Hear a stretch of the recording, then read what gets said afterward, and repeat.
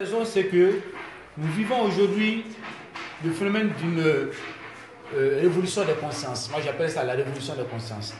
Et la deuxième chose, c'est que la population malienne s'est rajeunie beaucoup. 77% de la population malienne se constitue des jeunes de 18-35 ans. La troisième chose, c'est que nous vivons une période d'insécurité qui vient croiser une période électorale. Ça, c'est la première fois aussi dans l'histoire moderne du Mali. Ça montre quoi? Ça montre qu'aujourd'hui, il faut aller au-delà des partis politiques. Il faut aller au-delà de la politique politicienne. Parce que je l'ai toujours dit, si la politique pouvait régler les problèmes du Mali, si on pouvait régler les problèmes du Mali parce que nous avons pris comme habitude de la vieille classe politique cadavérisante, on ne serait pas dans cette situation. Si le Mali pouvait se régler, si le Mali pouvait se développer par des partis politiques, on ne serait pas dans cette situation. Et je le défie tout le monde que le Mali ne peut pas se développer par ces systèmes-là. Donc aujourd'hui, on parle de rassemblement. Et si on parle de rassemblement, le rassemblement exige qu'on aille au-delà des partis politiques, qu'on aille au-delà de ce système politicien. Et qu'il faut aujourd'hui, la fibre patriotique. Il faut aujourd'hui rassembler largement les Maliens pour les tenir un discours. Qu'on peut faire la politique avec la dignité. On peut faire la politique avec l'honneur. On peut faire la politique avec la vérité. Aujourd'hui, le Malien a besoin de savoir qui fait quoi et pourquoi et comment. On ne peut plus continuer à nous vendre les vieilles recettes politiciennes. Le même programme depuis 1991, le même tête, les mêmes pensées, la même école politique que ce grand parti politique qui a été le principe fondamental de la démocratie malienne et qui n'a fait qu'accoucher des partis politiques qui continuent avec les mêmes idéologies, d'évoluer, désenchanter, dépasser, et qu'on demande au peuple à continuer à consommer ce qui n'est pas comestible politiquement parlant. On ne peut plus continuer. Parce que la nouvelle génération aujourd'hui, les 18-35 ans ont compris que leur destin appartient à eux. Qu'on ne peut plus continuer à les vendre de l'utopie. On ne peut plus continuer à les mentir. On ne peut plus continuer à proposer un système qui est dépassé. On ne peut plus continuer à faire du neuf avec du vieux. Il faut aujourd'hui changer cet espace. Mais le changement, quand j'appelle la jeunesse, il ne s'agit pas de l'âge. Il s'agit de la force de proposition. Il s'agit de la conviction. Il s'agit de cette proposition concrète dans la politique. Ce n'est pas seulement le discours, mais qu'est-ce qu'on propose qui peut nous sortir de cette impasse sur le plan éducatif, sur le plan économique, sur le plan agricole, sur le plan industriel, la santé, la sécurité, les infrastructures, l'énergie. Aujourd'hui, il faut proposer des vraies solutions aux vrais Maliens.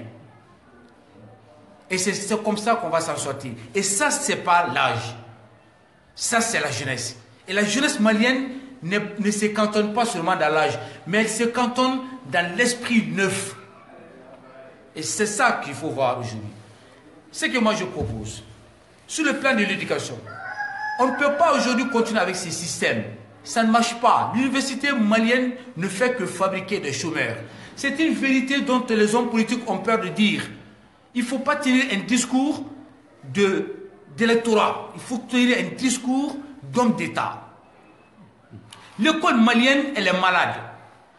Mais l'université malienne n'existe même pas en tant qu'université. Parce qu'elle n'est pas dotée de vrais critères universitaires. Il n'y a pas de centre de recherche digne de ce nom. Pas de laboratoire équipé. La formation des formateurs n'existe pas. Il n'y a pas un plan de carrière pour l'ancien malien. L'éducation, le cadre pédagogique n'est pas en adéquation avec les besoins du marché. C'est une vérité qu'il faut dire. Qu'on arrête de former des chômeurs, qu'on arrête de sortir des milliers, 1800 étudiants maliens sortent en socio-anthropologie, 2400 en géographie, plus de 2800 en sciences de l'éducation. En sciences juridiques, nous sommes à peu près à 2300. Alors que l'État malien On sait très bien que 17 000 diplômés par an, il n'y a que 3% d'emplois créés et 5% d'employabilité. Il faut arrêter ce système-là, ça ne marche pas, ça ne peut pas marcher. On ne peut pas continuer à former des gens qui vont chômer. On ne peut pas continuer à envoyer des enfants dans une école qui ne donne pas d'espoir, qui ne donne pas d'avenir, mes chers amis. Ça ne peut pas continuer comme ça. Aujourd'hui, la priorité politique, la priorité idéologique, la priorité intellectuelle et morale réside dans le fait que l'école malienne doit former des gens qui vont produire.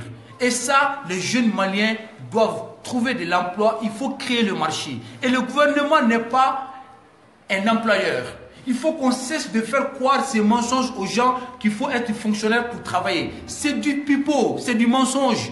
C'est pas vrai. L'État malien aujourd'hui n'a pas besoin de recruter des fonctionnaires.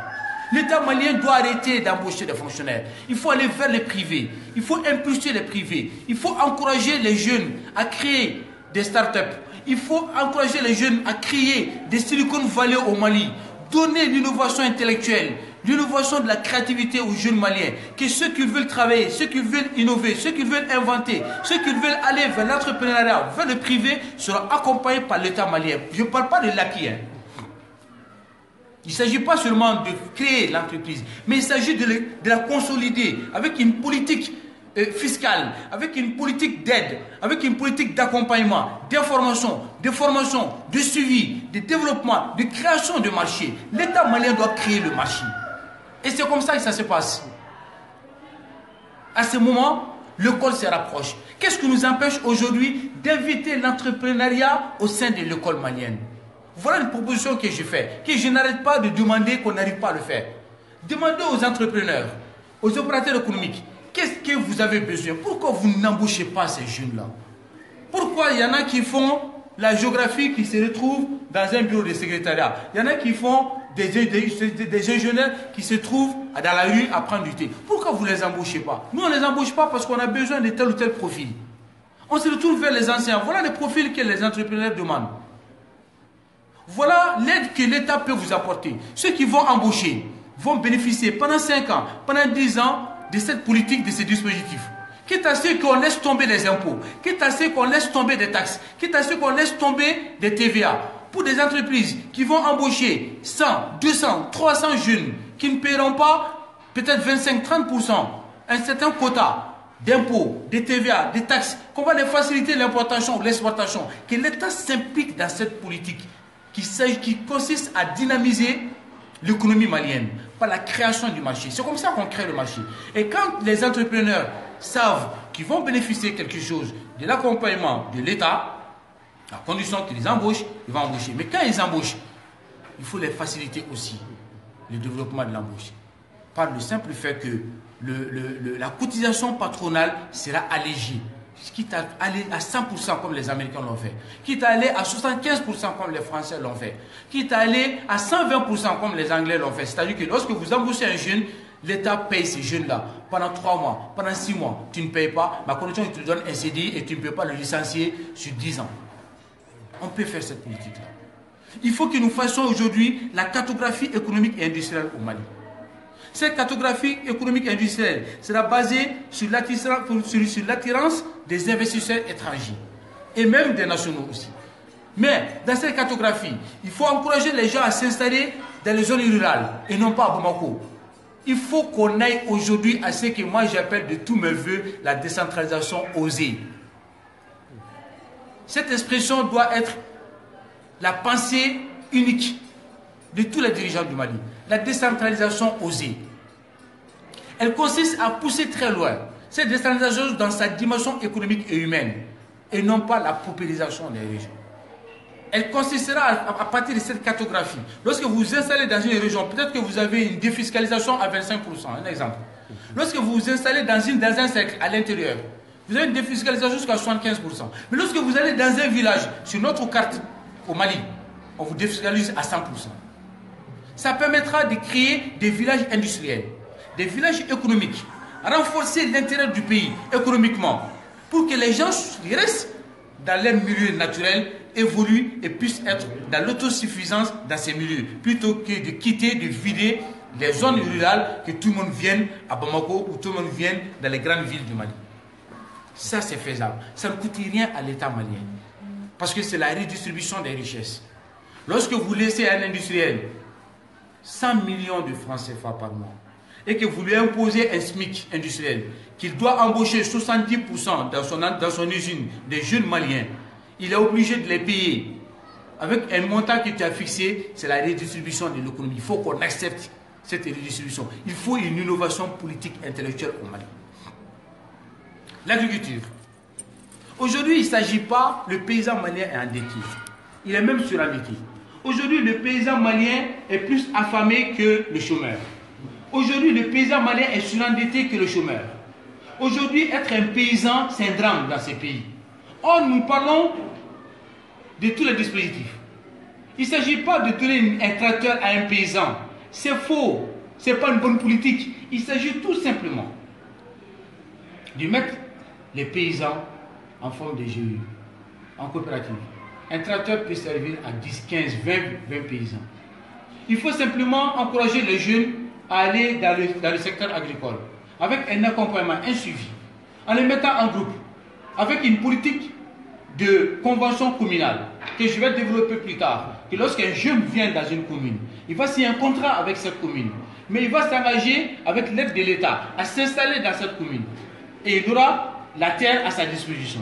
Il aura aussi des machines agricoles à sa disposition. Ils sont au nombre de 20, 25, 40, 60, 70 hectares qu'elles vont cultiver. On va les accompagner pour qu'ils puissent rembourser dans le cadre collectif, un remboursement collectif, parce que c'est une dette collective. Ils vont rembourser collectivement avec un pourcentage bien fixé que l'État va doter les banques avec 5% seulement de notre exploitation minière sous forme de garantie bancaire. Et c'est ce que moi j'appelle le crédit agricole de développement qui va accompagner les jeunes maliens, tous les jeunes maliens, dans ces dispositifs, à s'installer dans les zones rurales, à se développer, à avoir l'autosuffisance alimentaire, à pouvoir travailler, à lutter contre le chômage et créer des banques alimentaires au Mali. Ça aussi c'est faisable. Il faut une agriculture intensive et écologique.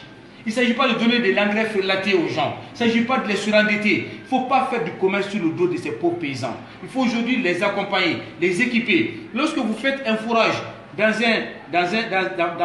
un champ de 4 hectares avec un système d'irrigation de goutte à goutte, on peut le rembourser sur 5 ans et que le paysan va cultiver de façon intensive et que le paysan qui est accompagné en termes d'agro-business pourra vendre son céréale. Et on peut réduire le prix du denrée alimentaire considérablement au Mali et le Mali importera moins et le Mali exportera plus, il y aura l'autosuffisance alimentaire.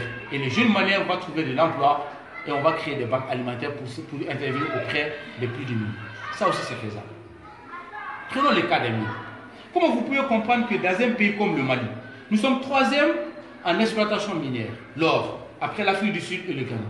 Dans ce pays, il n'y a aucune école digne de ce nom, il n'y a aucun laboratoire dans le domaine minier. C'est ça de la schizophrénie. Nous ne valorisons pas notre exploitation minière. Qu'est-ce qui nous empêche aujourd'hui de créer cette école plutôt que d'embaucher des étrangers qui viennent, des jeunes béninois, des jeunes congolais, des jeunes ivoiriens, qui viennent prendre la place. Oui, moi je le dis et je défends et j'ose le dire, je suis nationaliste. Je suis nationaliste. Le Mali aux Maliens et le Mali d'abord pour les Maliens d'abord. C'est tout, il faut oser aujourd'hui. Je préfère trouver de l'emploi à un jeune Malien, de le former, plutôt que de le mettre à côté et dire que les compétences sont à l'extérieur. Non. Je respecte le moi, mais d'abord le Mali. Et pour cette politique-là, il faut créer une école ici. Et cette école doit être une école diversifiée, qui va former les jeunes dans l'exploitation, les jeunes dans la valorisation, les jeunes dans le transport, les jeunes dans les études, ce qu'on appelle études et développement, dans les aider. Il faut former les jeunes dans ce domaine minier pour que les jeunes Maliens travaillent à 100% du plus bas échelle au plus haut niveau dans le domaine et imposer un quota d'embauche à tous les exploitants miniers au Mali. Si tu vas avoir une licence, tu emploies 70% de jeunes Maliens comme ouvriers et 50% chefs d'équipe et 30% comme cadre, sinon tu n'as pas la licence, on ne te donne pas. Et si tu signes un contrat minier et que tu t'installes et que tu t'engages à développer l'école, à développer le cadre sanitaire, à faire les routes, à faire l'énergie, si tu as 2 ans, si tu ne le fais pas, ta licence est caduque, d'office caduque. et que le peuple est informé là-dessus.